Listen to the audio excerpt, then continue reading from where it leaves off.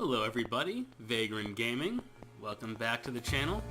And here we see the next Overwatch character, Sergeant Alexandra Zaryanova, or Zarya. Honestly, she came out really good. Take a gander at that. Now the first thing you'll probably notice is the cannon. The cannon she has in Overwatch, there's not really anything anywhere near like that in game. So we went with this cannon instead, the Hyperstorm Heavy Cannon, and this one was pretty much chosen for two reasons. One, on the Ebon Hawk and the GTN, it was very inexpensive.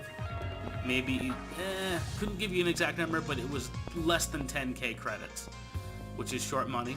And as you can see, it has the glowing area around the barrel.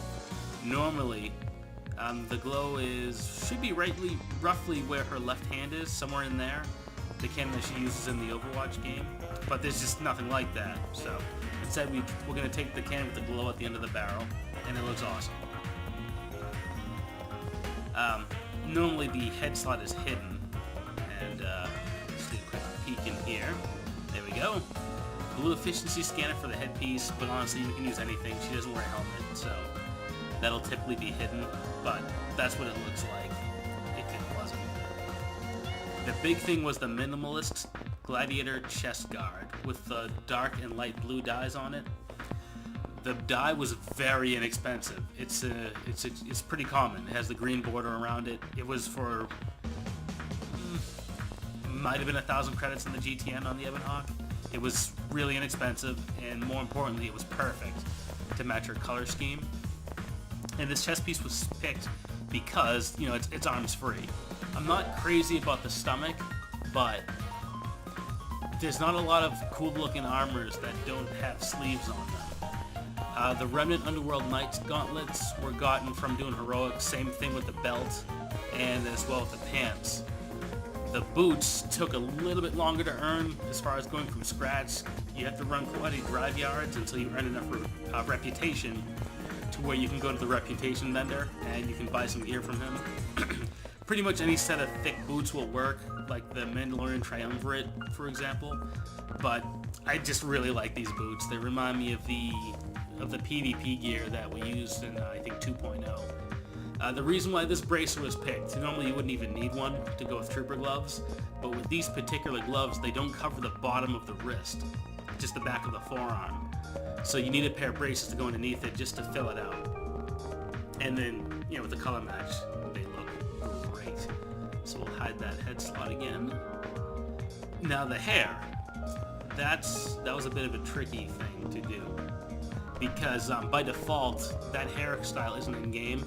So if you open the Cartel Market and go into Miscellaneous, on page 3, you can unlock the hairstyles, but more importantly, on page 4, you can unlock the hair colors.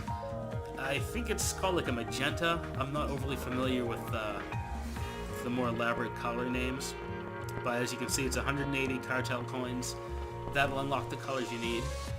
But if you don't want to get into doing that, if you don't want to get that particular pixie cut with this particular color, Zarya is a natural blonde, and there's a couple of other options you can use. You can either give her just like long blonde hair, or there's a haircut option that it's like a mohawk, and if you give her the mohawk, that also works as blonde, or you can make it red. I guess red is as close to magenta as you can get. But yeah, there you see it. It looks really good, and she's been a ton of fun to play. The last few times I tried to level healers, it was painful.